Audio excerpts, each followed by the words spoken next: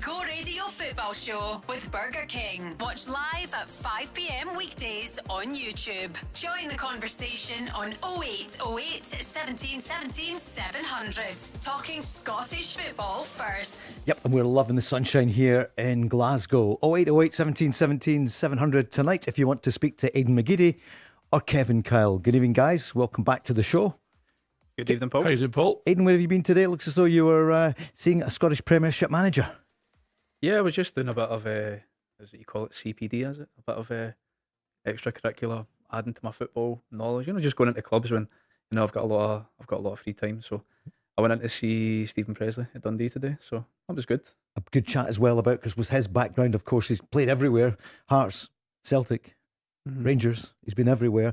Dundee United. And Dundee United, of course. So we're talking about the title, what's going to happen. Kevin, I always ask, when you two haven't been on this show together, but you played against each other. Aye, we did, aye. I think it was Robbie Keane's debut when he signed for Celtic in the Cup. Kilmarnock against Celtic down at Rugby Park. I think we actually won that night. Chrissy Maguire scored 1-0. And then I bumped into Aiden along the road with different media things and stuff, and our kids played together at Celtic Academy. So I know Aiden well. Obviously, he'd done really well at Sunderland. Yeah. When I keep an eye on Sunderland, he's done amazing for them. I'm forgetting the Sunderland legend. Of course. I know, you're the Sunderland legend, to be fair. No, I'm forgetting you're at Sunderland. Was it not the cup final you scored in? Free kick? Aye. Last minute job? Aye, check a trade up. Aye, that's it. Aye, But it still counts. Yeah. Sure does. Well, Aiden's here, so too is Kevin. There's never been a run-in like it. But listen, first trophy of the season's gone in the Championship to St Johnstone. They'll be presented with it on Friday night after the win last night against Dunfermline. So it's never easy, Kevin, as we see in England. I mean, look at Leicester going down and going down again. There's Simo Valakari bringing the Saints back up to the Premier League. I think he's done a great job. I think when he came into St Johnstone at the back end of that season, he did quite well before getting relegated. And then obviously his objective is to try and get a bounce straight back up. And he's done that with a very, very good push from Mark Wilson at Partick Thistle. I think they've run them close, but I think the quality that St Johnstone had, I think they were always favourites. And it's good to be favourites, but you have to get the job done. And I think he's done well with a couple of games to go. St Johnstone back in the Premier League. So we'll see what they've got to offer next season, because I quite like the look of that manager.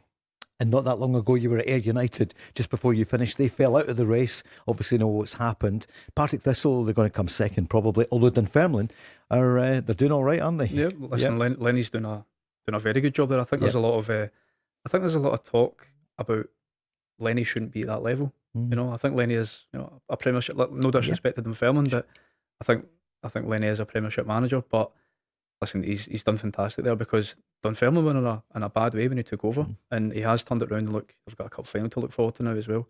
Interesting, Lenny against Martin O'Neill. Sure is. Yeah. Have you spoken to him since the cup semi-final at the weekend? No, I've not yet. Lenny or Martin? Either of them. Neither. No, I spoke to Lenny about a month ago. I went to watch Dunfermline play actually, and I texted him after. Just said, listen, they play. I don't think Lenny's. There's a bit of a stigma around Lenny, I think, in how people kind of perceive him as a bit of an old school manager. Is that fair? No, I don't think so. No, because listen, his Dunfermline team played very well that day. I liked exactly what we're doing, and out of possession. But yeah, look, he's had a great season with Dunfermline, but could they still nick the second place? And it doesn't really matter now, does it? Anyway, because it's going to be playoffs. Of course it is, but you never know. They could be well, we'll see. I suppose it helps them where they finish, doesn't it? Of course. James Tavernier, somebody you've played against, Aiden, Rangers captain. We've been saying it for weeks. It didn't look as though he was going to be there for next season, and he's not. So he announced it today. 11 years at the club, 375 appearances, 102 goals. Aiden, he had such a tough time, but he's won the league. He's won the cup with Rangers, took them to a European final, and he's actually arguably playing as well now as he ever has done at Rangers. Possibly, but I think that look, as the saying goes, your stock gets higher when you're not in the team, doesn't it? Yeah, that's true. As that does happen sometimes, but look, I think there's no getting away from his record at Rangers. He's been a fantastic player for Rangers, all the way back to, I think, Kevin, you played with him. And no, I think he left the year. He came the year. The year after 2015, I think it was. Okay, but so I left 2014, 2013, I think it was. Considering he was with Rangers, League Two, League One, League all two, the way I up. think it was, aye. But looking at his attacking output is, I mean, that's numbers that a wide player would be happy with. It's incredible, isn't it? 102 goals, Kevin. Aye, it's people can talk about whether they're free kicks or penalties, whatever they are. Stick some of these fans that think that's easy in front of 50,000 people and ask me to take a pen and score a winner. It's no easy. Some would question, was he ever a right back in the first place? Like maybe that position, seriously, because the one thing he gets criticised at Rangers was for his lack of defending ability. Whether that's founded or not, I don't know. Rangers fans be able to tell me better, but the reality is, for every mistake he made and Rangers fans jumped all over top of him, for every goal he scored, it was worth at least 3 or 4 times more than the mistakes. So for me, he's been an outstanding player for Rangers in the 11 years that he's been there, from I think it was the first division, I think it was he arrived, right up till now. Won a league title and undefeated that season. Worked under possibly 10 managers or so, and every manager that came in played him. So they all thought something highly of James Tavernier. He's announced that he's not getting a new contract and he's leaving. There is talk of potentially maybe a testimony. I don't know if there's any yardage in that. I don't know, but I would like to think that the Rangers fans would give him a great send-off and respect what he tried to do for the club in dark times, because it was dark times most of his times at Rangers. And he took so much of the stick. Of course he did. Yeah. I mean, he's the figurehead, isn't he? Of course he is. Because he's been the main player. Aye. I think he's the captain since 2018, so it's 8 years as the captain. And to take a bit of stick, it'll be water off a duck's back for myself. But for me, the numbers, I think it's something. I read a crazy stat today that he's like the 4th in the all-time list in European football for goals as a defender or something. That's bonkers. It's incredible.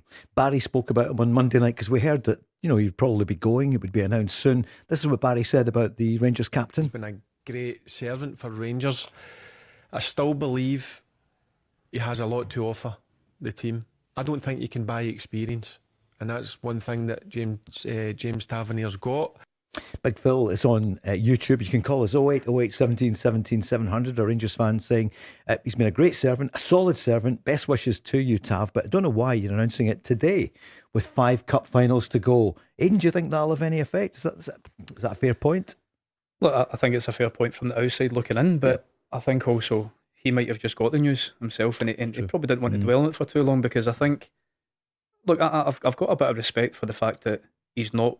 I think he's wanting to bow out kind of at the top of, maybe at the peak of his, the highest level that he's going to play at. I think possibly now it might be slightly downwards if he was to carry on. So I understand that, but perhaps the news just got broken to him in the last day or so, and he took a bit of time to mull it over. But going back to what Kev said there, I think it's his stats, and was he ever a right back to start with? I do think he was a right winger, kind of push back into the pitch a little bit, but been a fantastic servant to Rangers. And look, I think it's a shame, of course, because when someone has been, he's been a stalwart for Rangers for the last 10 seasons, I think put up with a lot of stick off the Rangers fans, because he has been that figurehead. He has been the captain for a while as well, but being the main player, and to do that at Celtic or Rangers for that length of time is, that's no easy feat.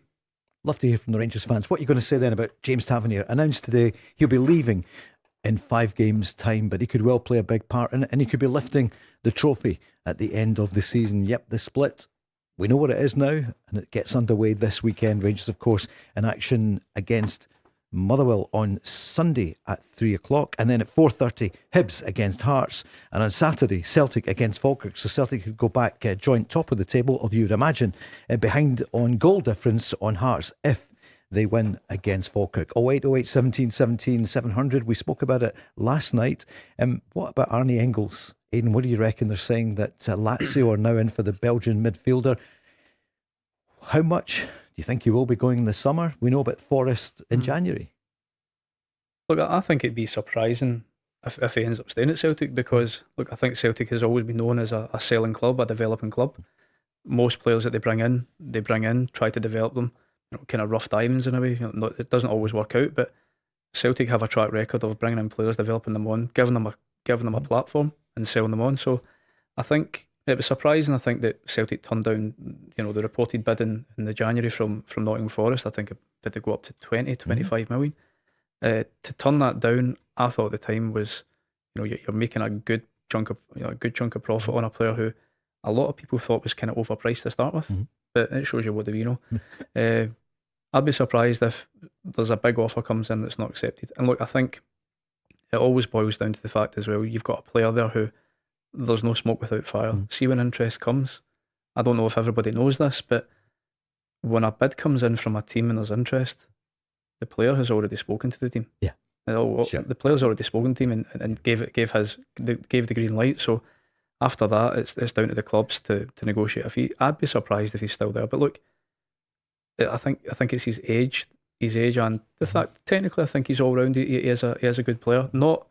I think Celtic could lose him and still be okay. Kev, you had a good point just before we went on air about the player and about what clubs see in him. I just was asking Aiden, what is it that clubs see in him that we're not seeing? And I think, without being overcritical and think he's a poor player, I don't think he's a poor player. I don't believe he's a poor player. There's times in games where you see some things that he does technically and you think, right, you can see the glimpses. But for me, at 22, he's not the rounded, finished article that maybe a 22-year-old is. But you could potentially see him getting there, but he needs to get there quick, because at 23, 24, you need to be playing every week and being the main guy in midfield for whatever team you're playing. So I can understand why these teams can see the potential in him. But like Aiden says, Celtic are a selling club, and the way this season's going and the possibility of maybe missing out in Champions League and winning league titles, Celtic next season won't have those funds that are going to be able to generate, because there is going to be a massive change with them. I think they've got 6 players out on loan, 6 players in on loan. Maida, Hattati potentially want to leave. Sure. So there's going to be a rebuild there. So Celtic's going to need as much spending money as they possibly can do. And 20 to 25 million pound for Arne Engels, that potentially could bring in maybe 2 or 3 players that could equally do better than what we've already seen with Arne Engels. And I see, sorry. So I was just going to say the caveat to that could be that he's not the finished article, he's never going to be at 22. But if a team spends 25 million on him from England or from somewhere in Europe, the continent, that could turn into a 50, 60 million pound player. Yeah. You know, we've seen it before. So I think, going back to what you said, Kev, about what type of player is he and what the other clubs see in him, I do think that I personally think he's suited to a foreign style of football abroad, a slow tempo, a slow tempo. But look, I think he's a good player, but I do think Celtic, if they got offered that amount of money, I think they'd have to take it. A bonus to have him back, though. That was his first start in some time. So 5 games to go in the league. Yeah, well, it's always a bonus to have your better players back playing, and I think Celtic are in need of quality. You know, they're in need of quality, and I do think he is one of the quality players in that squad. So, of course, bodes well for the end of the season. These massive 5 games. Some weekend coming up, Kevin, isn't it? Can't wait. Everyone in action. We talked about the split for ages. It's here. Couple of injuries for Hearts, and Derek McInnes was speaking today about the latest 2 of them. Ocean's out for the season, unfortunately. So real bad news for us on that one. He has got a tear in his thigh. Hamstring, and to go along with Thomas Magnussen's tear in the thigh. So it's 2 big competitors and big parts of our team out. And of course they get into the game with Hibs at the weekend, and we know, Kevin, you're a Hearts, you loved your time at Hearts. What are you thinking about this game for this weekend and the loss of those 2? I was looking at historically the record between Hearts and Hibs at Easter Road. It is at Easter Road, isn't it? Yep. Double checking that. It is, yep. Hearts have only won there once in the last 5 years. Last 5 seasons, sorry. So that would indicate that it's no easy. It never is easy going to your rival's home ground. Hibs recently have picked up form, and they are potentially chasing down Motherwell for 4th spot. Yeah. So this game isn't going to be easy. Factor in Hibs don't want their greatest rivals winning the Scottish Premiership. Hibs will see this as a big opportunity to make a massive dent in Hearts' aspirations to be Scottish champions, and it won't be easy. With Oisin, McEntee and Thomas Magnussen, I think Hearts could deal with one of those missing, but I don't think they can deal with 2 because they're having to then bring in other players. But I still think with Shankland back, Braga, I think Kizarides needs to pick up a wee bit of form. He's been quiet, hasn't he? He has. Yeah. Fell off a wee bit, hasn't he? He has. He's fell off a bit, and I think he's became a wee bit predictable sometimes. That cutting inside and trying. I think maybe I don't know, maybe you've just tried him on the other wings to see what he's like on the other side. I don't know, just to try and change things up. But I think that Hearts have enough quality to go to Easter Road and potentially get 3 points. It just won't be easy. Aiden? What you said there, it'd be interesting to actually know the exact stats, because there was a stat when I was at Hibs that a lot of that dressing room hadn't beaten Hearts for a long time. Right, So Hearts had that- ended up going down and coming back up, and we still hadn't beaten Hearts. I think the last time when I was there, I think Kevin Nisbet scored the winner. That was the first time in a long time the team beat Hearts. So again, it's like you said, I would be more looking towards Hearts, because I think Hearts the majority of the time. But when I was there, especially when we played them, they won. They did have the sign over them, didn't they? In general, against Hibs. I do remember that. We'll come back to that in a moment or two. Stevie's been waiting on the line in Craigend. Hi, Stevie. How we doing, guys? All right? Yeah, Right, Stevie, tip how you top, doing? Kevin and Aiden. What's in your mind tonight? Just a kind of just a wee quick thing, Aiden. It's one of the funniest things I've ever seen at Celtic Park. We played Barcelona, Aiden. Remember Puyol came out to play right back to Markey, I do. and I think you sent him a postcard, mate. Know what I mean? So it was the only way he was going to catch him, man, and it was so hilarious. Obviously, the rest of the game was a blur, but I always remember this. You know what I mean? Me and my boy, I went and says, "Look at Aiden McGeady, man." You know what I mean? See, Puyol's fell on top of him as he used to mark him. I went, and he can't get anywhere near him. He was That's, grabbing you, he was polishing. I do remember it. Maybe you remember it slightly different to add to, but What do you remember? no, but listen, it was a tough game. It was a tough game. yeah. I do remember going past him a couple of times. It was a good night, but obviously the game itself we ended up losing. You're talking about this the 3-2 game, isn't it? When Barry Robson scored and Messi scored 2. I know. That was that game. But again, I just thought that he started at centre half the way, and then he seen you running, and then he switched with the right back. So End up midfield. They put the right back. They put the right back. Was Lenny the manager? No, it was Not at that point, yeah. Strachan. Gone Strachan, of course. Because Charlie in the show the other night said about one of the games against Barca, and he said, Neil Lennon said, Pirlo, his legs have gone. I wasn't at Celtic then, but yeah, That was later on. That's right, you'd gone by then. So, Stevie, great. I think your eyes lit up a wee bit there, Aiden, remembering that one. Those are amazing nights, aren't they? Amazing Yeah. nights, and I'm glad I'm glad there's still a bit of a memory there of me playing and doing well for Celtic. So I'm delighted with that. So thanks a lot for that. Stevie? Yeah. Just obviously, I mean, all the cup finals coming up, guys. I know the split's starting. I mean, I'm going to be at the Falkirk game on Saturday, so hopefully we can do our job. But do you think if it is Martin's last game, guys, that he's going to maybe then just let help Lenny if they get out of the Championship and into the Premier League, or like the same way that Gordon's up at Dundee? I mean, think you'd see Martin maybe being like a wee advisor to Lenny? Do you know what? There has actually been a bit of talk about that, about what Martin's role might be. Look, I think it's common knowledge. I don't think he is going to stay on as manager, but I think there has been a bit of chat about what will Martin do. Could he be, a transition into kind of almost a director of football? This is at Celtic I'm talking about. Mm-hmm.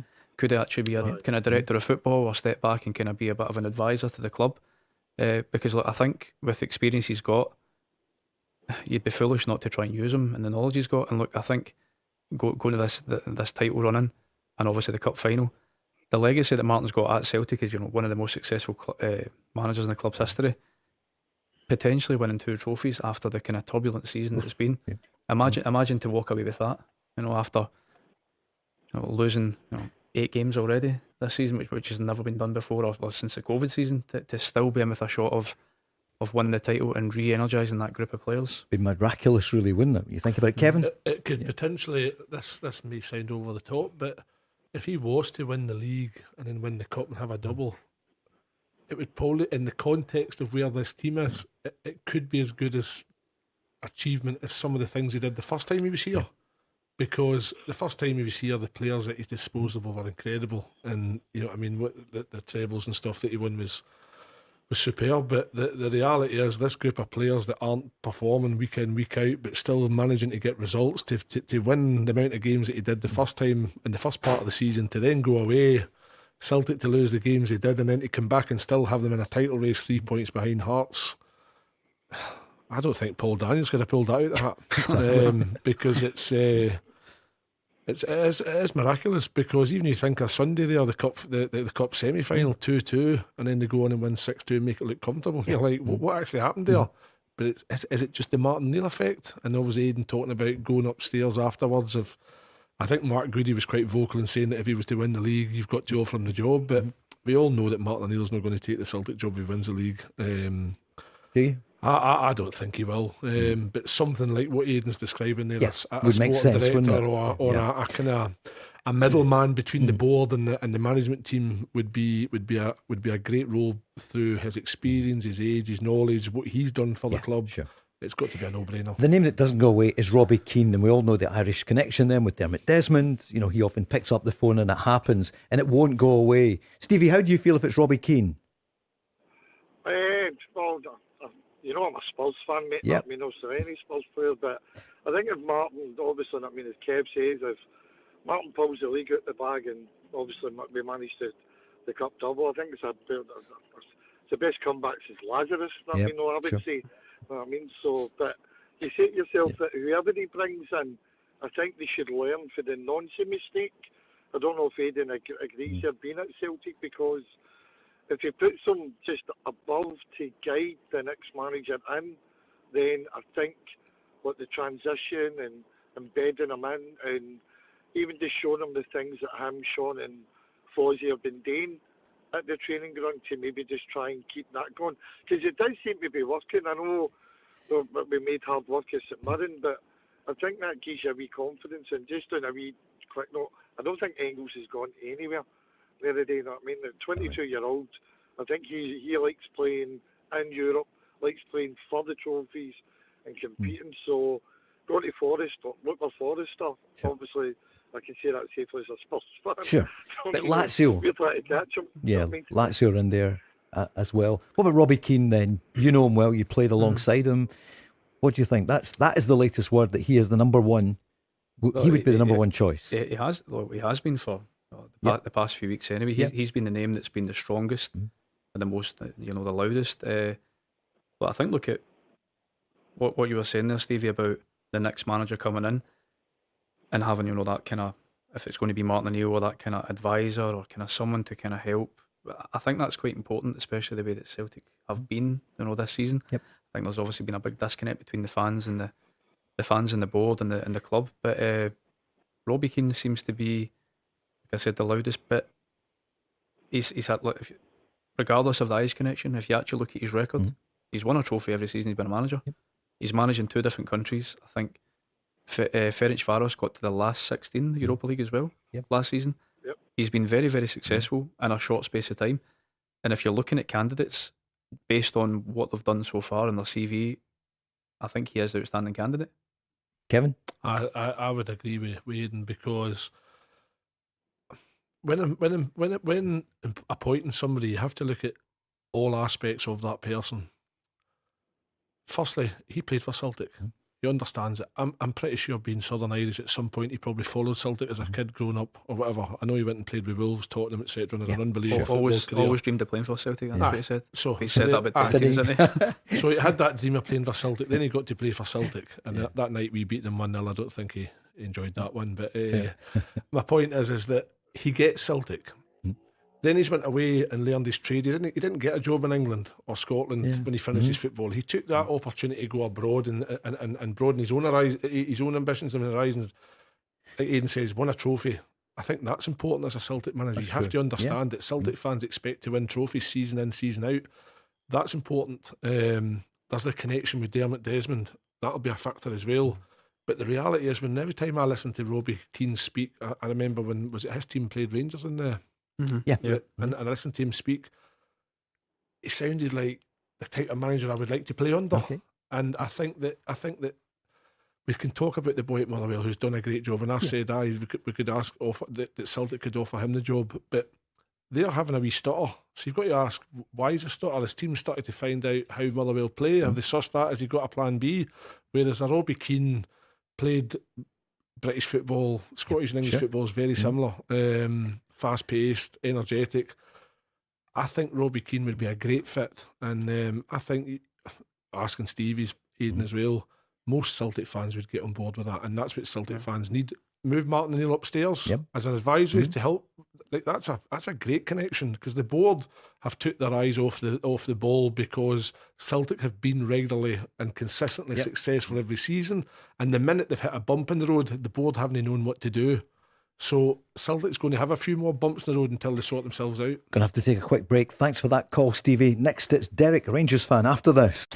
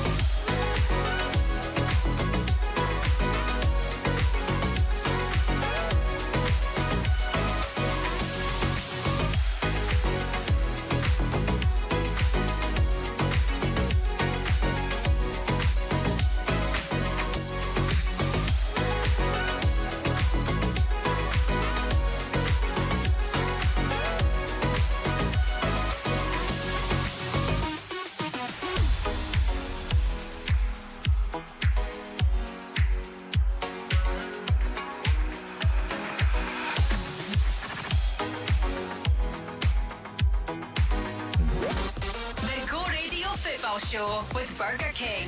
Yeah, down south, no surprise really. The Chelsea head coach Liam Rossignol has gone after just a few months. Was that 5 games there? No goals, no wins whatsoever, and a heavy defeat last night. That's the news down south. Not really a surprise, is it? That he's gone. No, but what are Chelsea like? What are the ownership group at Chelsea doing? What were they thinking? I honestly don't know, because 6-year contract. 6-year contract. I know that there's these big long contracts, because it can spread their payments out and they can amortize the contracts on the balance sheet. But like Liam Rossignol that was his first job, wasn't it? Strasbourg, Chelsea's sister company or sister club. But strange what they're trying to do at Chelsea. Sure is. Very, very strange. And it's, I think Abramovich was chased out, obviously with external matters, but I think everybody wishing they had him back. Yeah. Derek's on the line. He's been waiting. Derek, sorry to keep you a Rangers fan. Hi, good evening. Good evening, Paul. Good evening, panel. How are you? Does panel think that it is the correct time for Tab to go? I'm not his biggest fan, and I think the time's now correct to let him go. I thought in the last couple of games Paul he's played, I thought if the legs had went from him a wee bit. Do you? I thought Right. against Falkirk he was really poor. Kevin, what do you feel? I think the timing's right in terms of you've got to look at his age. I know Barry says that he's still got a lot to offer and experience, and I can be on board with that. But does James Tavernier still want to be hanging about Rangers just because he's got experience? I don't think so. I think James Tavernier's probably looking at the last kind of couple of years of his career and going doing something maybe back down south, or I can't see him staying in Scottish football, but he'll probably go back down south and see out his career maybe in the Championship or something like that. Will he get a move to the Premiership? I'm not convinced. Obviously, you've said you're not his biggest fan. That's obviously evident from quite a number of Rangers fans, and I can sometimes see why. But I think at the beginning of the show, Paul, you talked about, is the timing right? Well, if he doesn't announce it now and Rangers don't go on and win the title, does James Tavernier just leave and disappear out of the Rangers' fans' mind and doesn't get the send-off? Whereas now it's open. If he goes on and win the league, it'll be amazing. It'll bringing home, 56 titles, and that would be like, wow, the Rangers fans would be right on board with that, and he'll get an amazing send-off. So I think he's done it at the right time. Should he get a testimonial? Derek, what do you feel? It was mentioned a year ago. I don't agree with testimonials, Paul, but if after he's been there 10 years, probably yes, but I don't agree with him. I think that they're paid a good wage, and I don't agree they should get testimonials, anybody at all. I don't agree with these games. See if you're not doing anything Sunday, Paul, do you want to drive a bus to let me go to the game? No. Listen, funnily enough, I'll be at the Kilt Walk, otherwise I'd let you go, but there's 20,000 people this week walking for the Kilt Walk for 1,111 charities. Yes, you're going to miss the game. Aiden was going to ask you something, or going to say something there about testimonials. I don't think testimonials these days though are to give back in 10, 15, 20 years ago, players weren't earning as much money. I think it was more to help the players. I think I know what you're saying in terms of agreeing with testimonials. I disagree with them. I don't think now it's a financial benefit to the player. I think it's more of a send off, and I think for all that the servants that he's given to Rangers, I think it's more just a nice send off from him, isn't it? Yeah. Maybe not a testimonial, but a game, or even just announcing him the pitch at half time or something. I think he deserves something, especially if they win the league, which will be phenomenal. Derek, haven't spoken to you for a while. What about Danny Rule? What are you thinking? Well, the last time I spoke to you, Paul, was very critical of him and wanted him dismissed, but he has proved me wrong so far. But the next 4 games will be crucial, because if we could win the next 3 games, they could win it before the last game of the season. So the next 3 games will be very, very crucial. So if you're not available on Sunday, Paul, maybe you could be available on that Wednesday night if Rangers win it. Have you seen my driving?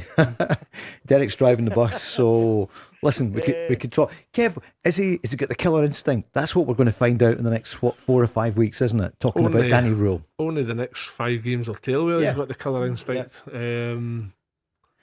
It's fascinating because what we may think in our heads is going to happen isn't going to happen. If you think of this weekend, Celtic's got obviously a great opportunity to get 3 points on the board, get themselves sitting top with Hearts before they both in play on Sunday. And then Sunday you look at the 2 fixtures, Hearts away to their greatest rivals in a derby, and I've seen an out of form Motherwell travelling to Ibrox to play Rangers. I still would fancy Motherwell to give Rangers a really tough game, and Rangers will expect a really tough game. So by come Sunday night at 8 o'clock, the table could have changed, and we're sitting chatting about something completely different again. And that's just the nature of how good this run-in's going to be. I still personally think that Rangers are favourites, and I just put that down to Hearts, is the way Hearts are playing just now. I'm not convinced that they're going to see it out. I don't think Celtic can keep sustaining this level of performances and getting away with it. Whereas Rangers, I look at the Falkirk game the other week there, they were 2-0 down, and if they hadn't got that equaliser, the goal just before half time, I think Falkirk would have went on and won that game. It flipped the game, didn't it? It massively did. So they have that bit about them that's seen out games, but they're scoring goals and scoring convincingly. So that's where I see it, and I think they've got the most depth in terms of squad. Aiden? On the other side of that, I think, is for all Danny Rowe has, transformed Rangers' fortunes from Russell Martin to now. In the big games, would you say he's come up short so far? Against Celtic, against hasn't he? Which are the big games, the real games that matter. Did it against Hearts, obviously. In the big games, he's came up short. I'd agree with that 100%. But in those big games, Rangers have been the better side. So I would be more worried if they were outplayed and outscored and what have you. I would look at that and think, right, okay, Celtic had 7 or 8, 9, 10 chances. That wasn't the case. Rangers dominated probably both games, apart from maybe the second half and the one that Celtic came back and got 2-2. I would say half and half that game, and then I'd say Rangers dominated the second game, but also for all Rangers controlled the game, I still don't think they had enough, evidently, to win the game. Derek, you're always cautious because they didn't. No, you're right, because it obviously ended up 0-0, but they had more of the clear-cut chances. They played better. So what I'm alluding to is that if they take one of those chances, which they did against Celtic in the first game, it ignited Celtic to play better. So if they took a chance in the game, the second one, when it was 0-0, would Celtic have maybe lifted and ignited? So we don't know, but the fact that the game's going to be at Parkhead, I think that's still tough for Rangers to go there and win. Derek, are you cautiously optimistic, or are you just going to wait and see? I think we'll wait and see, Paul. I think McGeady's injury might be a bonus, because I think Miovski's a better goal scorer. I don't think he does as much as McGeady, but he's a better penalty box goal scorer.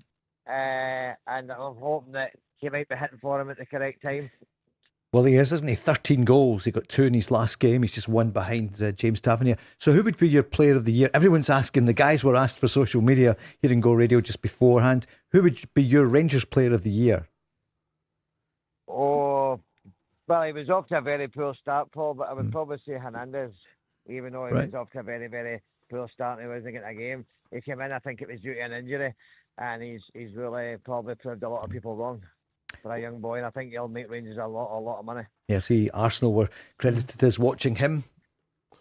Listen, I thought in the early stages and even in some games recently, I think sometimes he's too casual and gives you an opportunity, but there's other times when I watch him and think, oh wow, he's tall, he's quick, he's strong, he reads the game well, he does clever passes. So you have to factor in, like we talk about Arne Engels being 22. What's big? Fernandez, he's 22. I think he's 22, 23. I think he's younger than that. Is he younger? Younger. Aye. Yeah. So he's not, by any stretch of imagination, the finished article.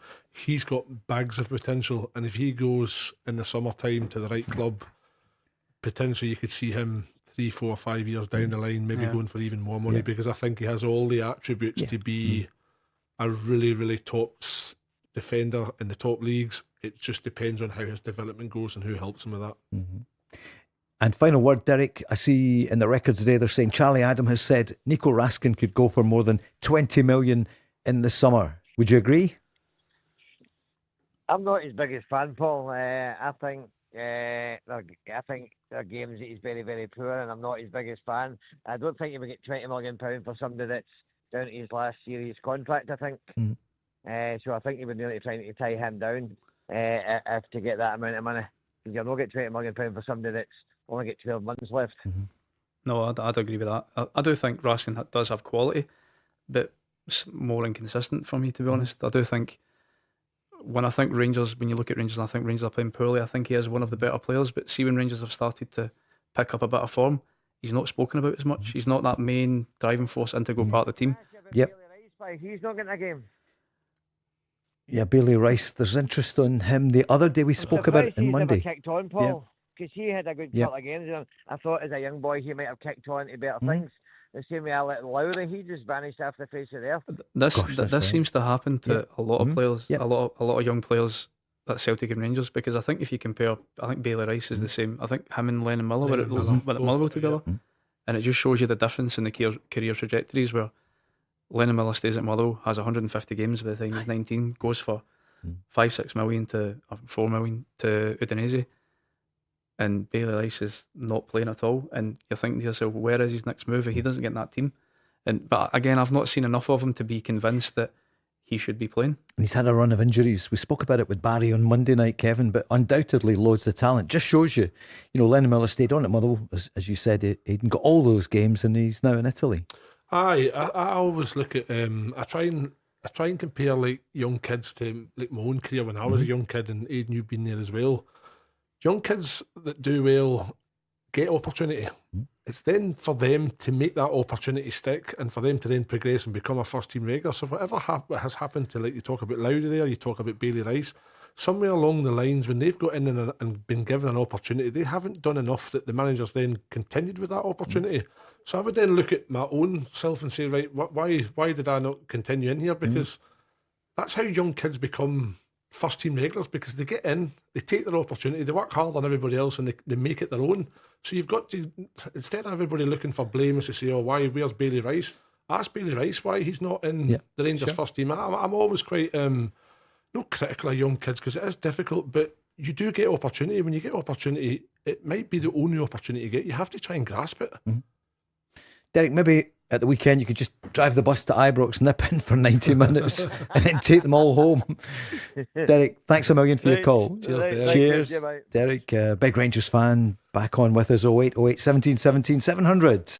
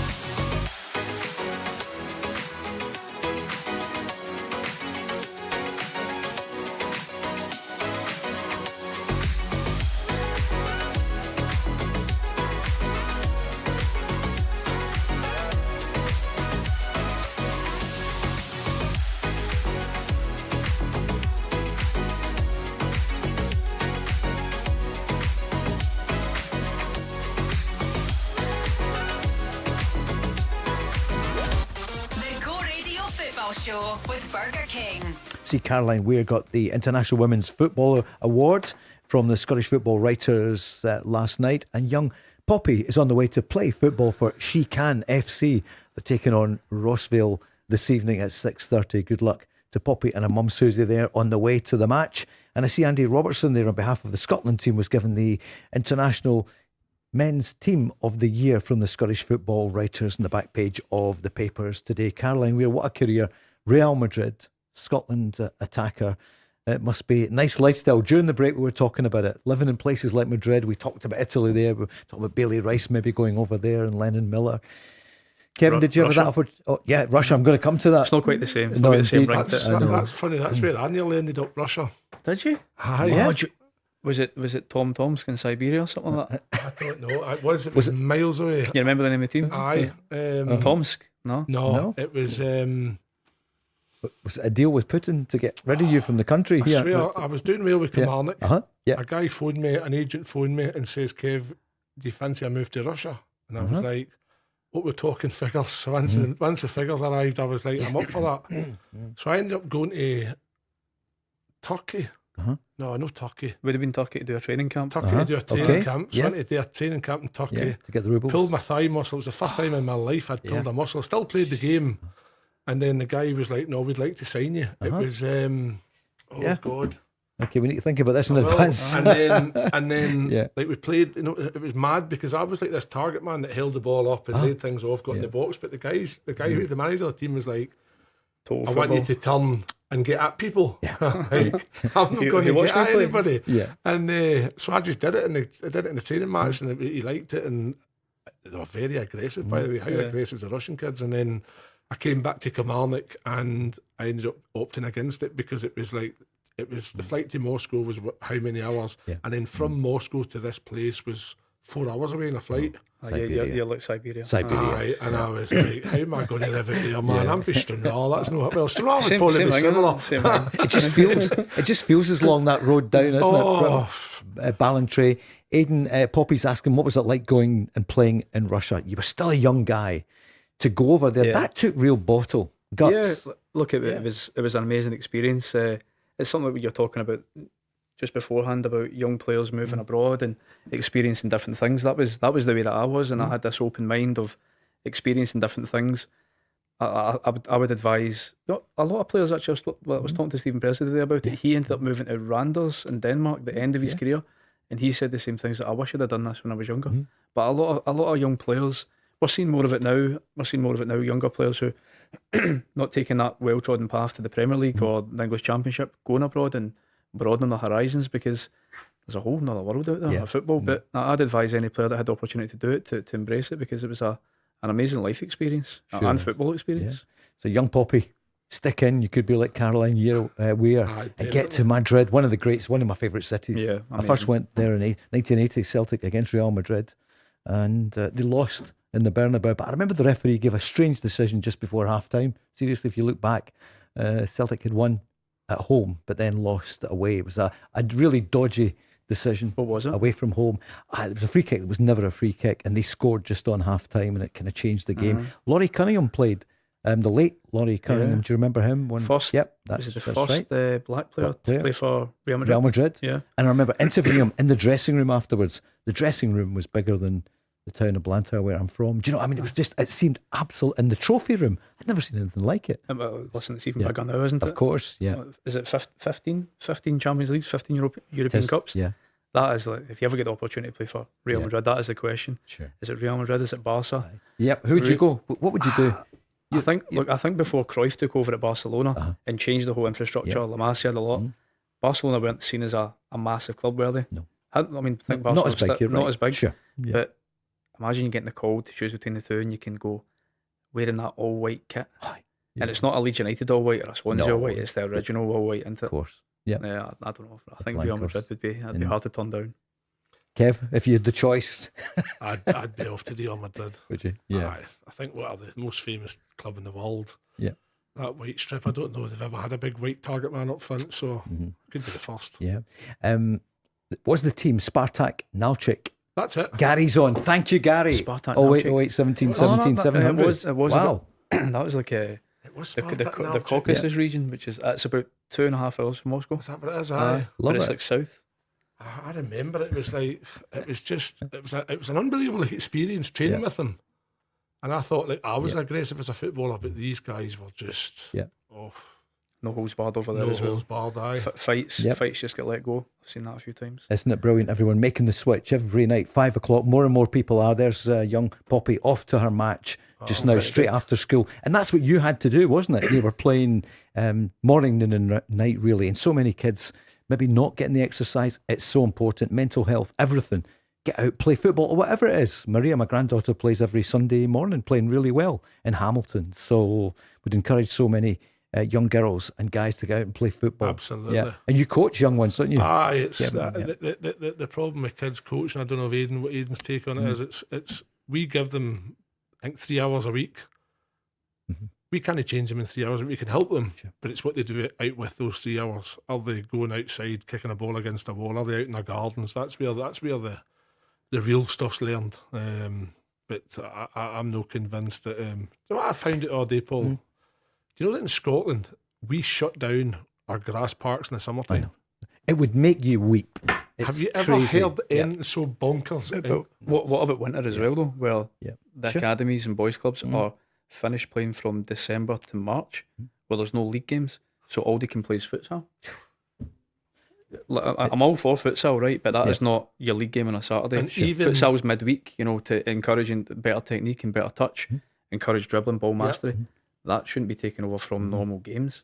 Even Grassroots at Christmas time, they have a shutdown period of, I think it's like from some part in December to January, and you're not allowed to organise a friendly or anything except for futsal. Why? Why? Like, why? What? Like, nobody's been ever. I ask the SYFA all the time for their reasoning and an answer, and we never get it. Like, for me, it's not just. For me, I always think of that one kid that maybe looks forward to his football every week. That might be his only thing that he's got going for him in his life. He might have a traumatic experience at home that we don't know about, but that football is his go-to. And all of a sudden, over 2-3 weeks, we shut down football on that wee kid. What then happens to that wee kid? That's what I always think, and I just think that in Scottish football, we're so backwards, it's incredible. And yet the SFA, for me, don't want to change it. Because they can, but they don't want to. So why not? Why don't they want to? They can't change things if they want, because they've done away with the performance schools now, haven't they? Well, they've done away with the performance schools because the funding's been pulled. But then you've got Scotland qualifying for the World Cup for the first time since 1998. With, when the squad comes out and you see the JD thing next to all the players' names, a percentage of them, you've just got the percent that the majority of these players have came through this programme, and they were going to scrap it. So why? Braidhurst and Motherwell, and fair play to Braidhurst. The SFA's pulled their funding, but Braidhurst is going to continue with funding from the council. Because why Danny got invited in for an interview process to actually go to the school. He opted in the end not to go because we would have to travel through from Cumbernauld, which was all funded by the council. So fair play to Braidhurst for continuing it. But is that maybe more to help? Is that Motherwell as well, possibly? To help Motherwell, so I think Motherwell probably will jump in there alongside. But that's still a good thing, of course it is. And that could happen right round the country, because every town's got a team. So the kids, so for an hour a day, the kids, instead of maybe doing a religious education subject for an hour, they go and play football. And then they mix it up to a point where you only miss one subject lesson per week. So it kind of works out. And then, I thought it was really, really interesting. And for kids that are dedicated to football, it's a great opportunity. So if it ever arises, go for it. Or put it in the curriculum, even better. Oh, listen, not just football. Well, I think, how often did you go to PE in school? And you couldn't play football? I know. It was crab football.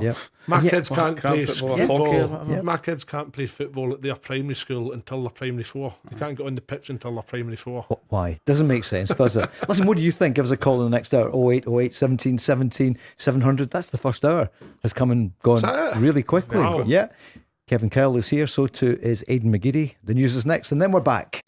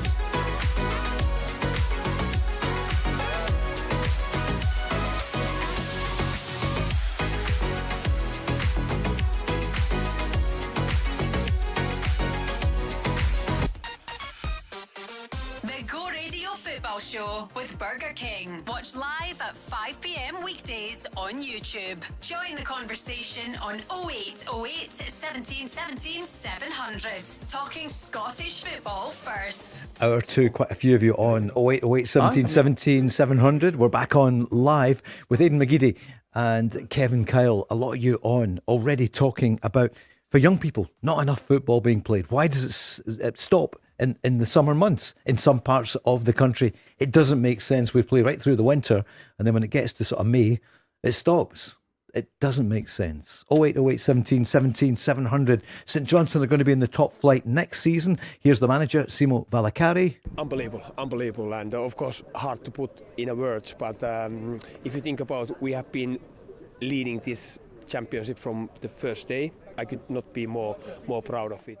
He's done well, hasn't he, to bring them straight back up, Aiden? Never easy. The goals last night, 2-0 win for them against Dunfermline. I mean, Dunfermline must have been, it's no surprise maybe they lost after winning at the Cup at the weekend. Rhys McClare got the first and Rory Payton the second that sealed it. Watching the ball go in, and yeah, I tried to savour it at the end, you know, the crowd and everything, you know. It's been a bit of a turbulent year for me, and just for a moment like that, I feel so lucky. Premier League for them next season, Aiden? I wonder if we'll have to get some new players in to go back to the top flight. Yeah, I think, look, the teams that have went up from the Championship the last few years have done it and have been quite ruthless. I think obviously Jim Goodwin was one. I think when Dundee United, similar situation, went down, came straight back up. You think there's a sense of loyalty there, but he's doing its best for the team and the club to stay in the division. So, but then listen, he's done a fantastic job, like Kev touched on earlier on. When he took over at St Johnstone, you did see a change in the way they were playing, and they were impressive to watch, but just weren't getting the results or the breaks of the ball. They probably scoring enough goals, but to go back down and listen, they've been the best team. They've been the best team by a mile. I think Partick Thistle have run them close, but I think they've been the best team. I've watched them quite a few times. They've got a very good squad for that level.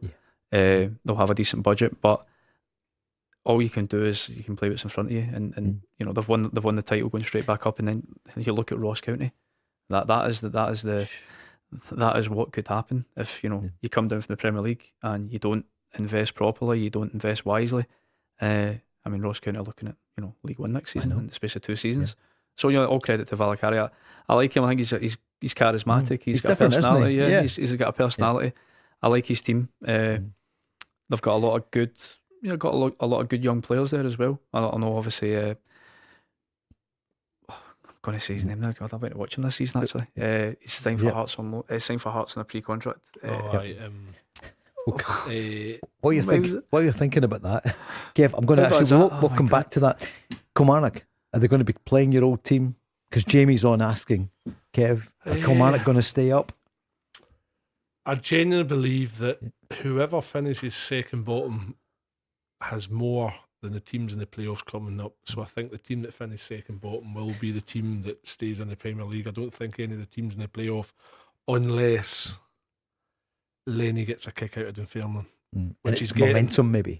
Momentum. The whole that squad of Dunfermline players. I've got a cup final to look forward to, the last game of the season. They're on a high already, so they're seeing this next couple of games, and potentially what would they have? If they finish fourth, they would have 6 games to get to play a playoff with whoever it is that finishes second bottom. But Kilmarnock are definitely in the mix to be finishing second bottom of the Premier League. And that would be such bad news, for West of Scotland, big club, the investment that they've put in. Well, it'll be bad news for Kilmarnock and bad news for the club itself, but United might be sitting in the Championship thinking, "Oh, well, here we go. We'll get rid of our Derby in the Championship." But I don't think it's going to happen. I genuinely believe that if it's Kilmarnock or whether it's St Mirren or Aberdeen, I think that those 3 teams would beat a Partick Thistle, a Dunfermline, or I think it's Arbroath that's sitting in third place. So again, we'll see what happens. But Kilmarnock, they did gather a wee bit of momentum there, getting a couple of wins, and then they lost to. Who was it? They lost it. Just lost the other week. They lost the other week, and then that and then Aberdeen won. So Aberdeen then kind of pushed themselves a wee bit further ahead. So seems a while ago now with the cup break, doesn't it? Doesn't it's it? funny, it just goes and then. I know that cup's great, but just drop the cups. It's stacked against the teams in the Championship to get. It's I understand. very difficult. I think it's very, very difficult if you get relegated to try and get back up. I think Livingston are one of the only teams that have done it via the playoffs in recent memory. It's the odds are stacked against you. So for the 11th place team to go down is unlikely, isn't it? Yeah. But who's that going to be?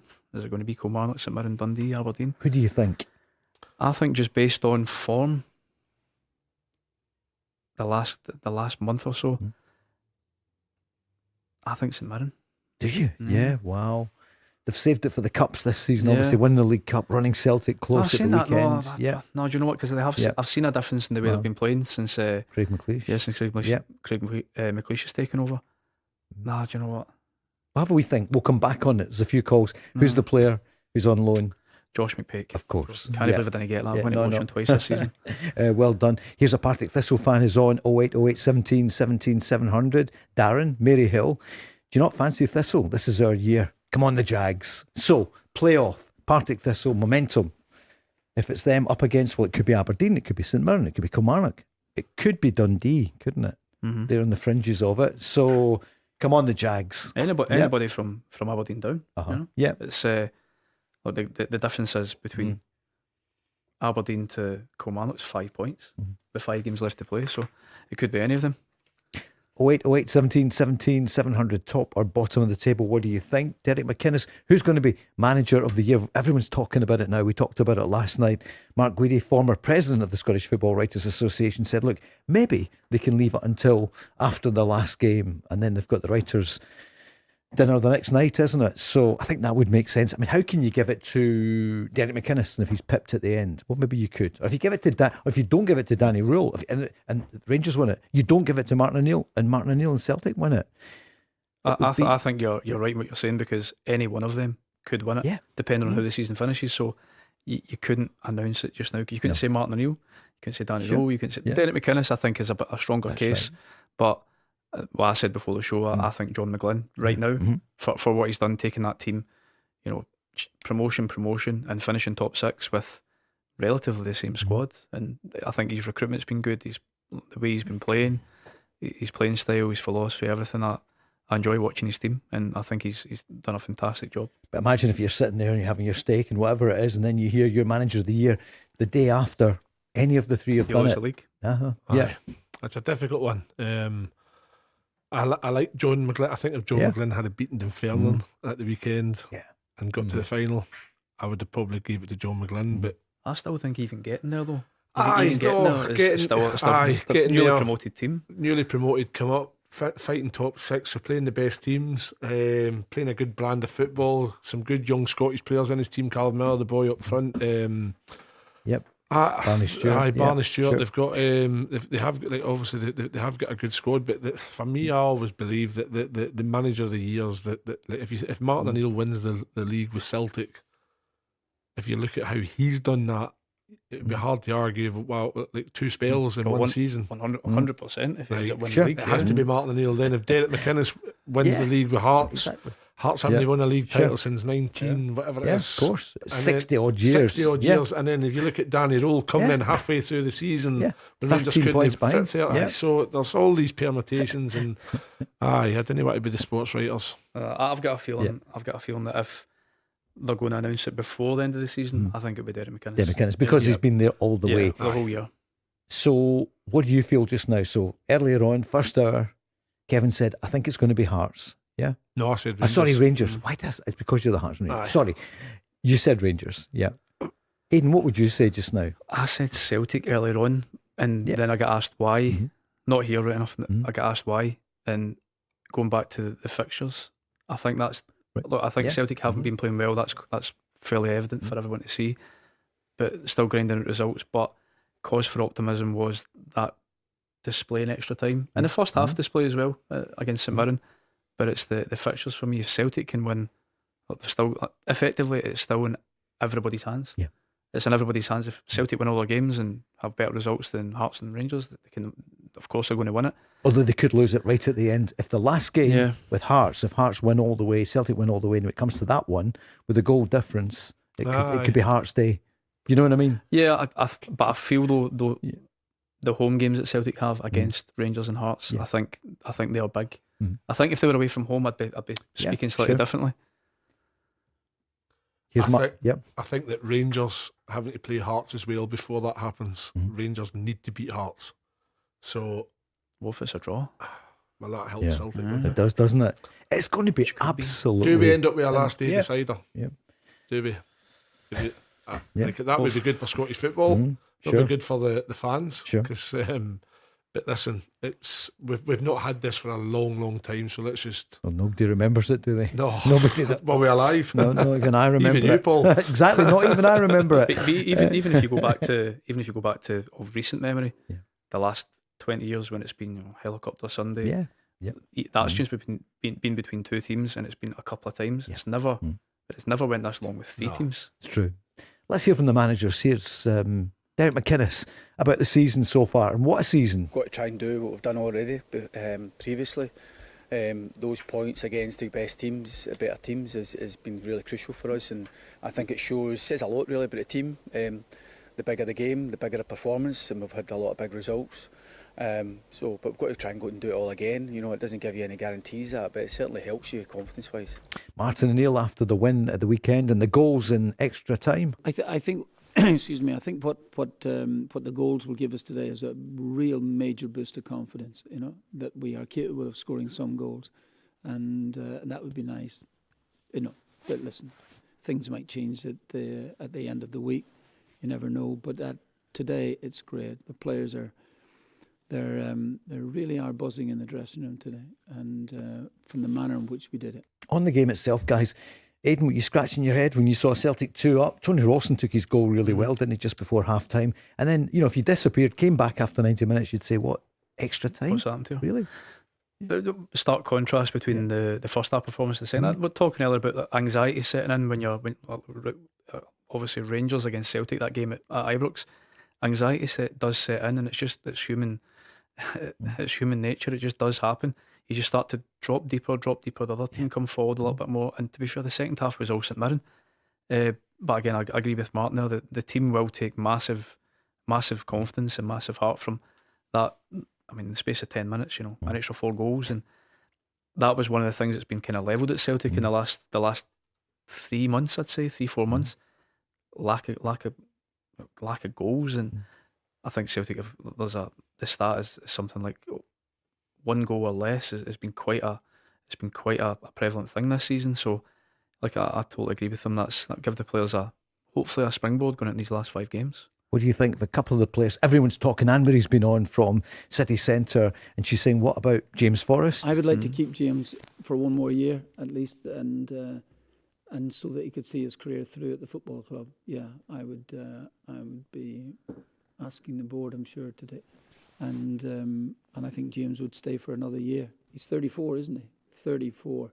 With just a little burst, you know, the 1v1. He has changed a number of games for us. You know, he changed the game at Aberdeen. I know Nygren scores the goal, but he came on, changed that. Changed the one, he got the goal we scored from him, getting the cross at Rangers as well too. So, yeah, he's definitely played a part. And Neil Lennon was telling me that he is just, which I've known now for 2 or 3 months, that he really is. He's a proper lad. Kevin, watching him, what would you say about James Forrest? Another contract? Aye, definitely. Another year just to finish off his career at Celtic.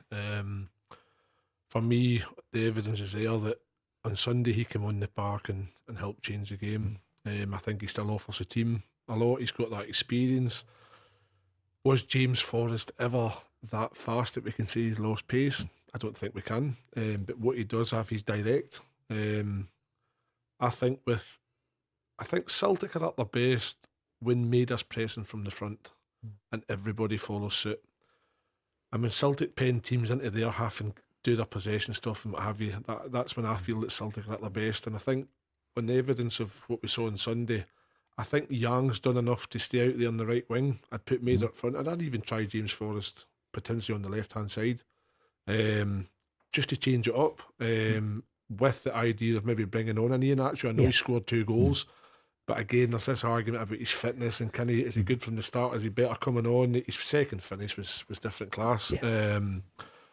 But like Aiden said earlier on, with Arne Engels coming back, Ian Atcher scoring goals, James Forrest bringing a bit of form, that's only going to help Celtic in this run in these last 5 games, and it might breathe a wee bit of confidence into the team, and we might see a different Celtic at home to Falkirk on Saturday. If Celtic were able to go out on Saturday and put in a performance and maybe get 2-3 goals or even more than that if they were fortunate, it might just set them up. And then away to Hibs, Celtic always do well away to Hibs, and that's 6 points out of their first 2 games with 3 to go against your 3 main competitors. Hearts, it'll be Rangers first, then it'll be and it's Hearts and Motherwell, and there we go. Aiden, what do you feel about James Forrest? You know him so well. What would you do if you were the manager?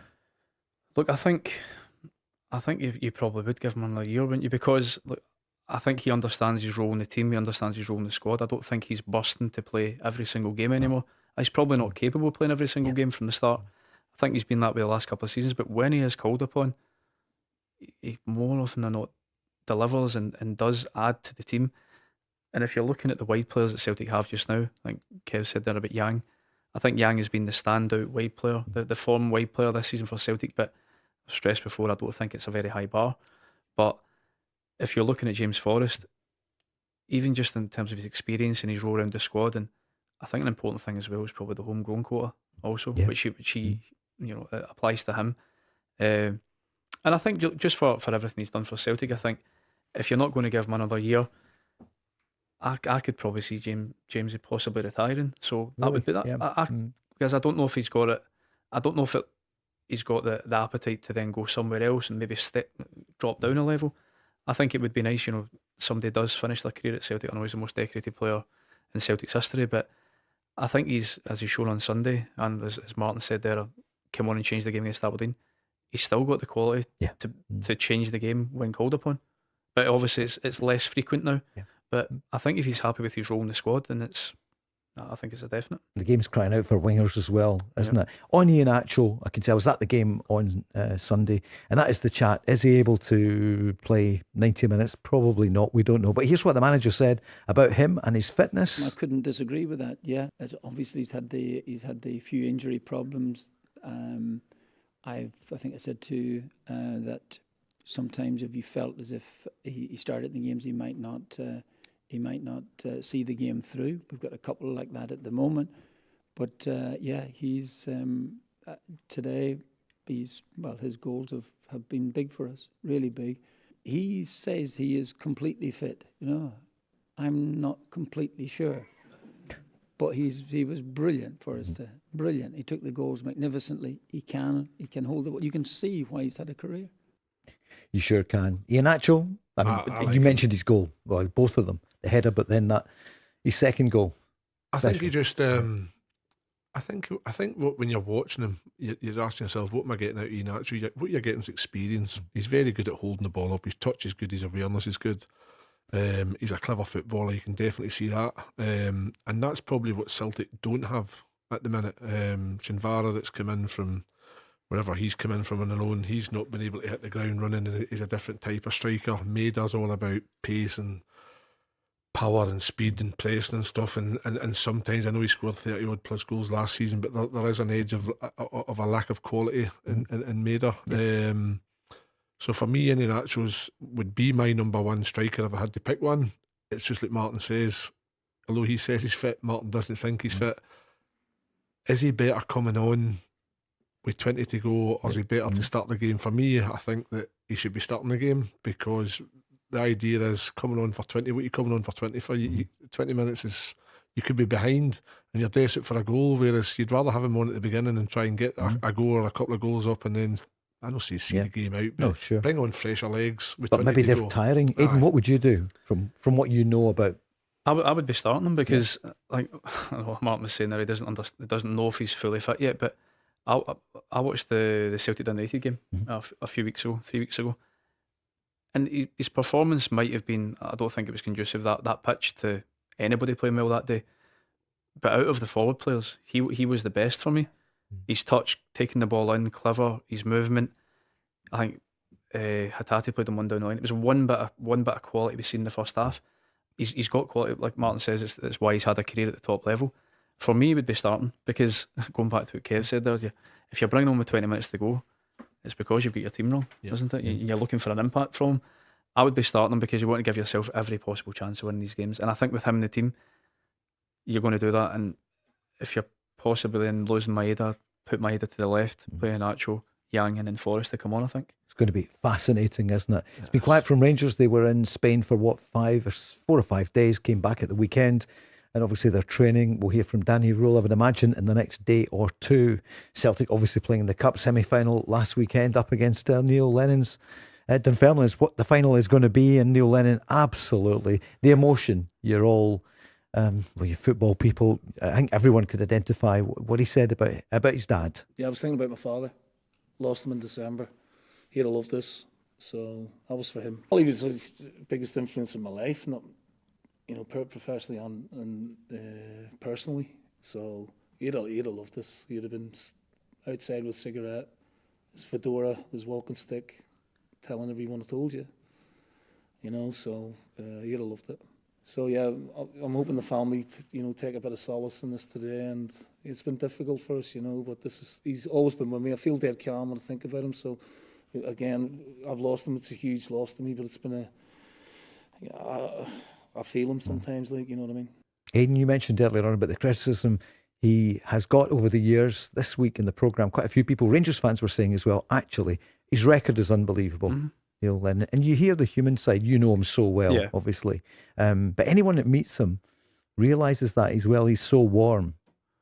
It's not only that, listen, he's a clever guy as well, Lennon. He's a good talker, he's intelligent. But yeah, the human side of him, I think that's what players react to be honest. I think we can go back to what people's stigma around possibly his coaching and possibly is he a bit of an older school manager. But I always find though, like the players that I played under Lenny and then the players that I know that played under him at Hibs, nothing but good things to say about him, but has that connection with the players to get the best out of them. A real man manager. And that's no disrespect to Lenny saying he's not a coach, because I know he is as well. But I even felt that when I was leaving Celtic. So it was Lenny that sold me. Cheers, Lenny. But Lenny I got on brilliant with him. So I think I remember he took over after Mowbray. Actually, it was quite funny, but he pulled me in. We were obviously terrible on the form, 4-0 to St Mirren away. And Lenny takes over. And right before the game, played Kilmarnock, I think it was our first game. And he pulled me and says, "Can I talk to you?" And I was thinking, right, what's he going to say? And he's like, "Listen, you're not going to play today." And I was like, "What?" He went, "Kidding you on? You're the best player by a mile." Just that wee thing like that to get you a little understanding how to manage the person and the player. A little thing like that to get, well, actually, I feel brilliant now. You felt great. I felt great now that he said that. Yeah, just that human element. And he's a great guy. Tough customer when you're playing alongside him, but it was brilliant for me as a manager. And his record speaks for itself. He's been successful in this country. Kevin, what was it like to come up against Neil Lennon? I never came up against Neil Lennon. I only ever bumped into him. I bumped him actually in a bar in Glasgow. In the West End. No, it was a bar in it was all bar one. Big Joe. It was all bar one. Right, I came. There are others. He bumped into me and he said, "How you doing, big man?" I was like, "Good." He says, "I came to watch a player, a game that you were playing, and I came to watch a player, but I was really impressed with yourself." Right. He says, I said, "I appreciate it," and that's the only kind of an interaction I've ever had with him. But when he was talking there, obviously about his dad and stuff, and his dad would be like every other dad in football. They're your biggest supporter. They go to every home game, they go to every away game. They endure the abuse that you get and receive, and that's difficult as a parent. And he's the lot as well. He's had a horrendous amount over the years for whatever reason. But I can get why he's saying that was for my dad. He could feel it because regardless of how much stick you take as a dad, see that one moment that can make up for it, that's the moment. That's getting to the cup final. It's amazing. So you live for that, don't you? You live for it, of course you do, because as a dad, my dad suffered it when I was at Coventry. I took a lot of stick and stuff, and then when I came to Kilmarnock and scored in my debut and stuff, it's as if all that gets forgotten about. And you know, I mean, your dad lives and breathes every moment you do as a footballer. So for Lenny to get to to top it all off, it'd be amazing if they could go and beat Celtic in a cup final and finish it off against his, what would you describe Martin and Lenny's, Marty's mentor. And Martin was probably Lenny's protege. Yeah. So it has a kind of fairy tale theme about it. So we'll see what happens. But no, Neil Lennon for me, I think what's been good for Neil Lennon is his knowledge of the game has now shown through, not from the results and things he got at Celtic, but he's now been a pundit. And a lot of people have respected him as a pundit and thought, you know what, he's one of the good pundits. And then obviously now he's went back into Dunfermline. For whatever reason he took that job, it's been a good appointment because it's put him now back in the shop window for other things, I would imagine. We're straight back after this.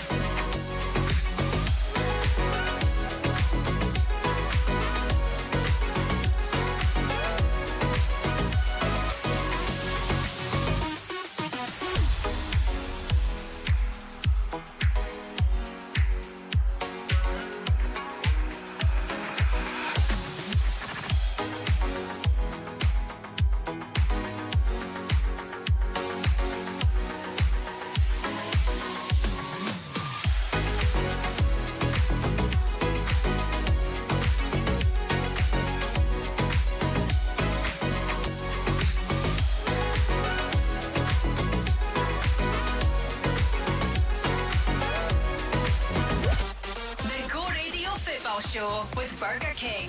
This time tomorrow night we'll be joined by Craig Moore, the former Australia and Rangers star and the former Scotland and Celtic star, Andy Walker, who will be with us.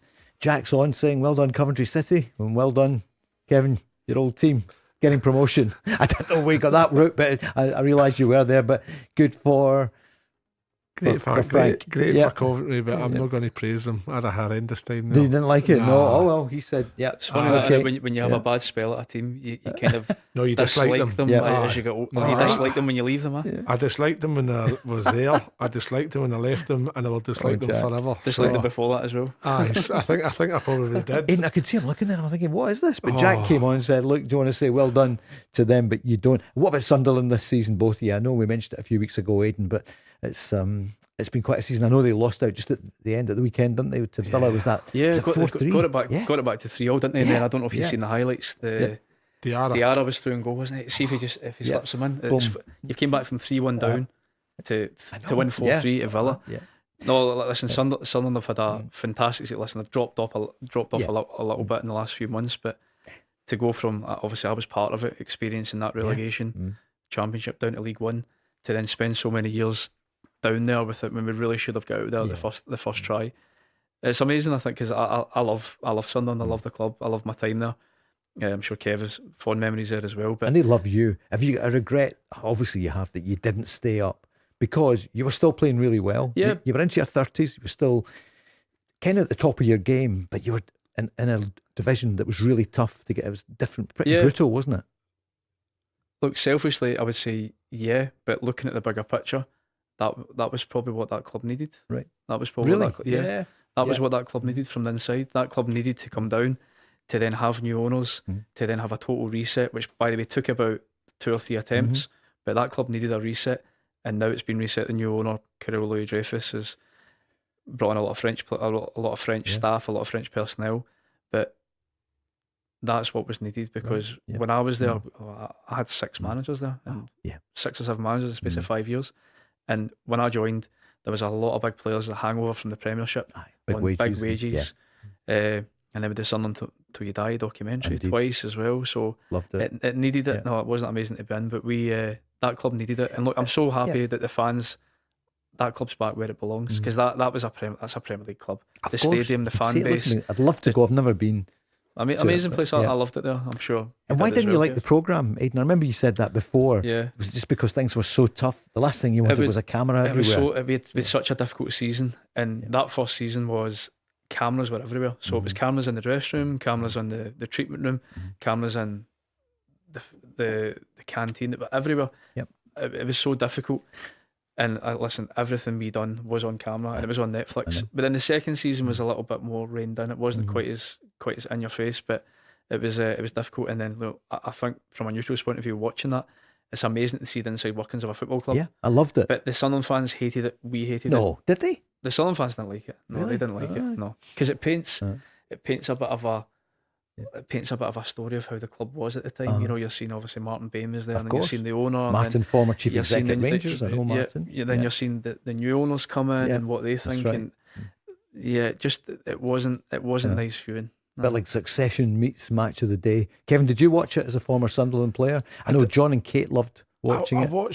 I watched parts of it. I remember they did I don't know if you'll even find it. They did a kind of Sunderland Till I Die, the early 97, 98 possibly, with Peter Reid and Bobby Saxton. Okay. When they won the Championship that year to go into the Premier League for the first time in a long time. But I thought that I played with Sunderland in their best times, but I think where the club is now, the fans, like my son, who's a season ticket holder, he's 20, Max will be 21 this year. He's like, Dad, this is the best times I've ever had in my life. And I'm like, you can't remember the early 2000s when they were finishing 7th in the Premiership, 2 consecutive seasons. And he's a season ticket holder at the Stadium of Light. He's there every week. So like Aiden says, Sunday, if they won that game Sunday, they'd have been 6th, sitting in that final European spot. But I think that's just a wee bit early for the team coming up. Definitely. But the club's going the right direction. Listen, it deserves it, because the fans have put up with so much. Honestly, put up with so much. Elaine's on asking both of you, Kevin, what was your favourite season in football? Just a snapshot, or one that comes to mind just now for you. A season you think I love that. 2004, 5. I think it was 2004, 5 or 3, 4. Okay, where were you? We at Sunderland. We had been relegated out of the Premiership. All the big hitters had to get sold off because we were struggling financially. So Quinny. I think Quinny Oh, yeah. retired. Mm-hmm. Kev Phillips moved to Villa. Yep. And then it was left with Tory Andrew Flo. Then I think we sold him. I don't know who we sold him to, but he went somewhere, and it was left with me and Marcus Chelsea. Stewart. Right. And that was my opportunity to become a striker for Sunderland. And that season we ended up finishing third in the Championship. I think I'd scored 16 goals, top scorer in the club. And then we lost the playoff to Crystal Palace semi-final, but I'd played out of 46 league games. I played 44 league games, and then we got a cup run to the. We got to the semi-final of the FA Cup. We lost to Millwall 1-0. Tim Cahill. That's right. Yeah. Aye, so played that day at Old Trafford, 67,000. So close as well. Oh, listen, we are sitting on the Monday. Arsenal, Man United, Millwall, Sunderland was the 4 teams in the hat. And then Millwall comes out first, and you're sitting there going, please just be number 7. Number 7 comes out, and it's Sunderland. You're like, oh my God, we'll beat Millwall. And then we didn't. What happened? We lost 1-0. Cahill scored, didn't he? Tim Cahill. And then they played Man United in the final. Aiden, for you, so many to choose from. Just one? No, probably 2007, 2008. The season where I ended up getting Player of the Year and Young Player of the Year, and we ended up winning the league on the last day of the season against Dundee United. Probably the sweetest. Personally, I probably played my best football in that year at Celtic. Probably the season where, because beforehand I was probably a little bit of I would play possibly when Sean was injured or Naka was injured, and we would all kind of rotate. That season was probably when I felt I was an integral part of the team and I couldn't be dropped. Because I did get dropped quite a lot before that under Strachan, to be fair. But and that was Strachan that year, wasn't it? Yeah, it was Strachan that year. That was it. I played my best football that year under him. So, and we managed to win the league on at Tannadice on the Thursday night. A bit like this year, although Celtic were playing much better that season. I remember going to the Player of the Year, and it was still on. It wasn't decided who was going to win. And I do remember Gordon Strachan saying, "We are not going to lose a game, and we're going to win it." It was at the Kelvin Grove. Somebody asked me about this the other day, actually, saying parallels to that season, because we effectively had to win every single game. The remaining games, I think it was 7 or 8 games to win the league. Play Rangers twice, go to Motherwell twice on that sandy pitch, and we did that. And you can kind of look, there are a few parallels to this season, not playing particularly well, being written off. So, cause for optimism. People love to hear. So Elaine and Jim are listening just now. So that was for you, some memories there. Kevin, this year, is this going to be the year that Rangers fans will say, come on, 5 years since we won a title? And it's only, 1 in 14 so far? 1 in 14 doesn't sound great in stats terms, but you have to remember where Rangers have come from. Yeah. But still. I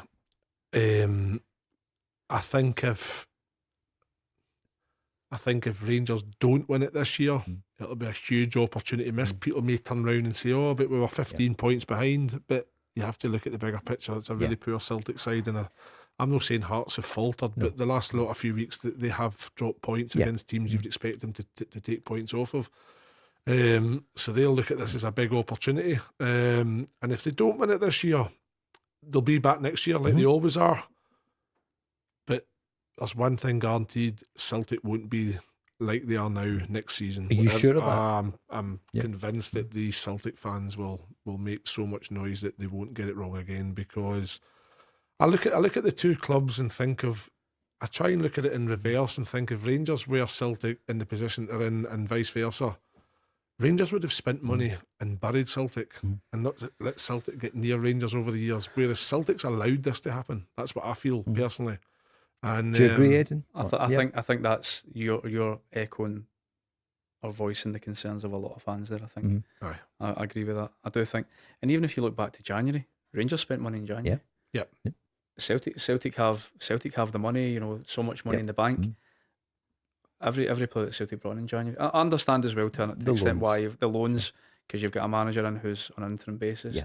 Are you going to plough money into new players on his recommendation when he might not be at the end of the season? But Rangers spent money in January, and I think if Rangers were to win the league, they'll strengthen.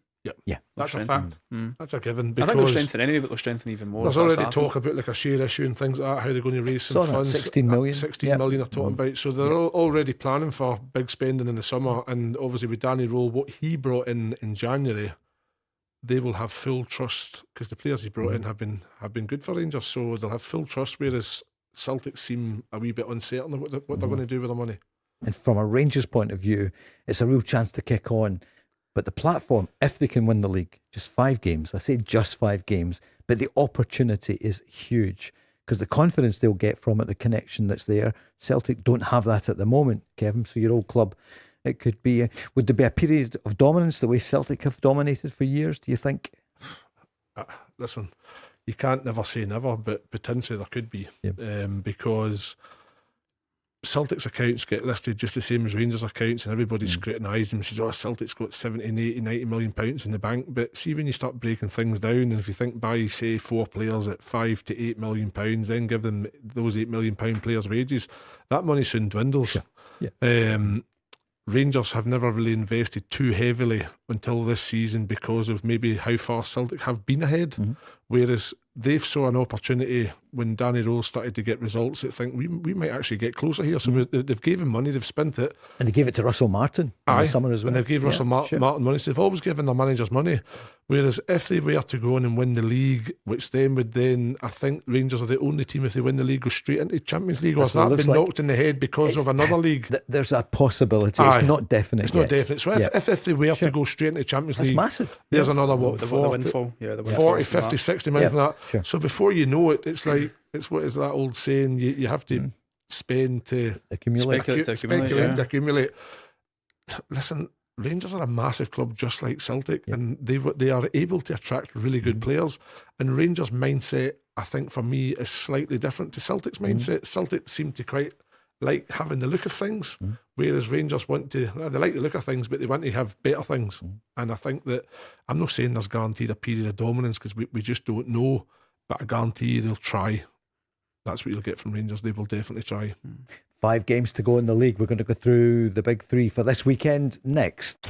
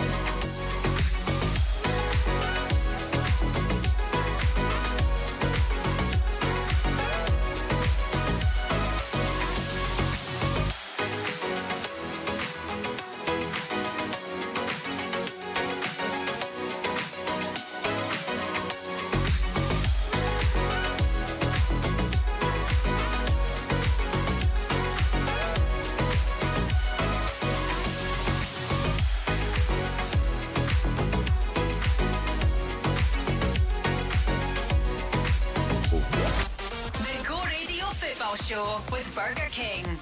looking towards the weekend where it kicks off actually on Friday night in the Championship. The champions St Johnstone will play Wraith Rovers 7:45. The other Championship games are Airdrie against Ayr, Arbroath against Partick Thistle, Queen's Park Dunfermline and Ross County against Morton. So the Jags will be hoping to win at Arbroath. That's a really hard game, mind you, up there. And Ayr at Airdrie, Queen's Park, Dunfermline, I mean, they're all involved. And then Ross County at the bottom against Morton. But what about the Premiership as well? Just ahead of the break there, we were talking about Rangers, we're talking about Celtic. And Celtic play Falkirk this weekend, as we know. And they've got a chance, Aiden, to go ahead because for the first time, I think in a wee while, they play first. So what do you feel in this one against Falkirk? Because the pressure's off Falkirk now, isn't it? Top six, they're not in the cup final. What do you feel? The pressure is off Falkirk, but there's always pressure in football because I think Falkirk's last couple of games, I don't think they've performed to the levels that they've hit this season. And look, it's a massive disappointment them not getting to the Scottish Cup final because I think everybody would have expected them to, the way they've performed this season. So they'll need to bounce back, but I think Celtic are getting Falkirk at a good time. I think they're getting them a good time. I don't think they're flying. I don't think they're playing the same football they were earlier on this season. There's been a lot of plaudits, I think, for John McGlynn. Listen, I've been one of them. Yeah. And for the style of football he's introduced there. And Celtic coming off the back of that, morale boosting semi-final victory against Dunfermline. A lot of goals for the first time in a long time. Yeah. I think it's a good time for them to get Falkirk. And I'd be optimistic of Celtic bringing that kind of extra time display to the game on Saturday. You expect them to win? I expect Celtic to win, yeah. Because look, I think Celtic, even if you go miss out the Dundee United game where they lost, Celtic have been winning games. Yeah. They have been winning games. Back on a roll. I see Negron scored at the weekend. He hadn't scored for a few weeks. 20 goals for a midfielder. What do you make of him, Kevin? This is like the biggest mystery in Scottish football, I think, because his performances maybe don't match the level of his goals. I think there's a tidy footballer in there. I think you can pick passes into him. He can drag players out, and he can find space to get these shots away and stuff. But it's his work rate and effort off the ball that I find a bit difficult. But at the end of the day, his 20 goals is probably a reason why Celtic are still in my title race. So you have to give the guy credit. And if he pops up with another 2 or 3 goals from now at the end of the season, Celtic win the title, then who's going to argue about his off the ball running and his pressing and things like that? But for me, 20 goals is incredible for any team at any level. So fair play to the kid. Do you expect them to win at the weekend? I think looking at I go by looking at watching the Rangers Falkirk game, and although Falkirk were very good in the first half, I think Rangers kind of sat off me a wee bit. I don't think there was much intensity from Rangers. Rangers couldn't get a grip of the game, and then when Rangers did eventually get a grip of the game, they won the game quite comfortably, and that's what I think Celtic need to do on Saturday night. I think they need to try and get that pressure on the front, make it difficult, because sometimes when Big Barney Stewart's up front his own, he can be isolated up there. So for me, I think Celtic, like Aiden said, scoring 6 goals in any game gives confidence, so they'll be looking to try and get another confidence booster, 3 points, and then just sit back on Sunday and see what happens. And of course, with the goal difference, Rangers, as we all know, 11 goals better than Celtic, Hearts 5. So if they got a couple of goals extra, and that hasn't happened much this season, then it would help. Doesn't go towards it in the cup games, does it? You can't do that. I'm joking. So, okay, we'll come to Rangers, we'll come to Hearts in a moment, but on Saturday we've also got Aberdeen against Kilmarnock, your old team. Who do you think, Kevin? The Dons or Kelly? A huge game. Listen, I would love Kilmarnock to take 3 points, but I think Aberdeen at home under Stephen Robbins, I think he got a really good result there just before the break, and they'll have a wee bit of momentum to try and. But Kilmarnock won't make it easy, and Aberdeen, although they've had they got the win against who was it? They beat Hibs, wasn't it? It was Hibs, the man sent off. That's right. That's a great result. But the reality is, it's just one game. So Kilmarnock shouldn't fear going to Aberdeen. And what's your scoreline? I'm going to go Aberdeen 2-1. 2-1. So they would go on 36 points. So Kelly stay on 28. Aiden, what do you feel on that one? I would probably. I think it could be a draw. I think Aberdeen, they needed that result against Hibs massively, because there was a lot of noise and a lot of external pressure coming, even for Stephen Robinson taking over. And by the way, he was one who was very critical of his own team, wasn't he? He was very critical of his own team. And look, Kilmarnock's fortunes, I think, they've had an upturn since Neil McCann's taken over. they're still with a fighting chance of staying up. I'd expect them to make it very difficult for Aberdeen, but possibly that was a turning point in the season. I think looking for these big players. I think Nisbet scored 2, didn't he? Sure. Yeah. It's looking for your big players to turn up at this end of the season. Saying a draw, I'd probably leaning more towards Aberdeen. Going to the Dons. Scoreline: St Mirren against Livy. Saints need the points so badly. Aidan, what do you think? Yeah, I know you asked me earlier on about St Mirren. Yeah. Who would be there for in 11th place? And I said St Mirren. No, I take that back, because I have been impressed with them under Craig McLeish. That I think the style of football has completely changed, and it's funny what a manager can do in such a short space of time. Like, a lot of people talk about, it's not his group of players. It happens. That's labelled at managers quite a lot. They get a lot of time on their side. He's changed the way they play in five weeks, and they've been impressive, especially the first half. The second half at the weekend, I'd expect St Mirren to win that game, because I think Livingston are out of it. So a win for Saints. Do you agree? No, I don't. Oh, you don't? Okay. No, Yeah. I think the way Marvin Bartley's went in there, I'm not saying he's been unlucky. He's managed to accumulate quite a lot of draws, and had those draws been wins, because he had opportunities where he's been ahead. I think that potentially that could be a draw. I think it's a draw. Ryan Mullen, a word for him. He was he took quite a lot of stick. He's out for 4 months, the poor guy. So he obviously clearly did have an injury. So he's out for 4 months, the crocked keeper. Right, to Sunday then. Quick one on Dundee United. Dundee, you were up there today. Who's going to win the derby? From what I've seen today, don't want to give too much away. No, there's a lot of good work going on behind the scenes there. I think, look, it's just that Dundee just have to stay up. So, look, Dundee United are already guaranteed that 7th place. So I'd be looking to Dundee. Look, the only problem is, like, Dundee under Stephen Brazil like to play football. That pitch is is not conducive to football, but I think they'll go a bit more direct. Okay. Scoreline? I'm going to go 1-0 Dundee. 1-0 Dundee. Scoreline? I'll go Kevin? 1-0 Dundee United. And then to He's going the opposite of me, aren't you? I'm just He's been difficult. I'm just trying to mix it up. We've only got 3 minutes left. It's been a quick couple of hours. Rangers against Motherwell. Aidan, what do you think first then? I'll echo what Kev said earlier on. I think that it's a good time to get Motherwell, and I think Rangers have been building momentum slowly but surely. I think Rangers, but then one thing I always look at Motherwell, the way they play and on a bigger pitch at Ibrox, and they have performed well this season there. But I'd be leaning towards Rangers. Okay, Rangers would then go on 72 points. Celtic would be on 70 if they win the day before. Kevin, what do you feel? I think that Rangers will just have too much momentum for Motherwell. I think they'll win 2-1. And will they stay top of the table, Kevin? Or what do you, in other words, I'm asking you, Hibs against Hearts, what do you reckon? I have to say that Hearts will beat Hibs. Right, yeah. Do I genuinely believe that? No, I don't. But I have to say that. But no, I think that the first game this season, I think Hibs went 3-0 up and Hearts managed to get it 4-3, I think it maybe finished, so Hearts were close. So I think I'm going to go for a score draw. Score draw? Yep. Cat among the pigeons. Aiden McGeady, what do you think? I've got to go Hibs then, haven't I? Former Hibby. Indeed. Although I didn't play much for them, but I'm going to go Hibs. I think David Gray has. Listen, the team have picked up. They have picked up recently, which they kind of had to, didn't they? It's needed to happen. Yeah. There's some questions being asked. There was some fingers being pointed. Is Dave the right man? I think Dave's done a fantastic job there. He's kind of galvanised that team and I think that club, because like when I was in, I think the stat was even this season. So top six, back-to-back top sixes twice. Yep. This is only the second time it's been done in the SPFL history. So, I'm going to go for Hibs, because I think they've got to spoil Hearts' party, don't they? Wow. And Hibs to win it, you reckon? Hibs to win it, yeah. Wow, which would mean then Hearts would stay on 70. Rangers, if they'd won, it would go on 72. Celtic on 70. So, wow, it's going to be some weekend at spots and maybe. And you're asking us to call it there. Yeah. Nobody can call in. No, nobody knows. World Cup year as well. Looking forward to it. Kevin will be. Yeah. It'll be amazing. 50 days to go. That's what it is, 50 days today. Absolutely. Yeah. It's going quick. Are we going to win the tournament? No, let's just try and win that. Let's just try and win a game.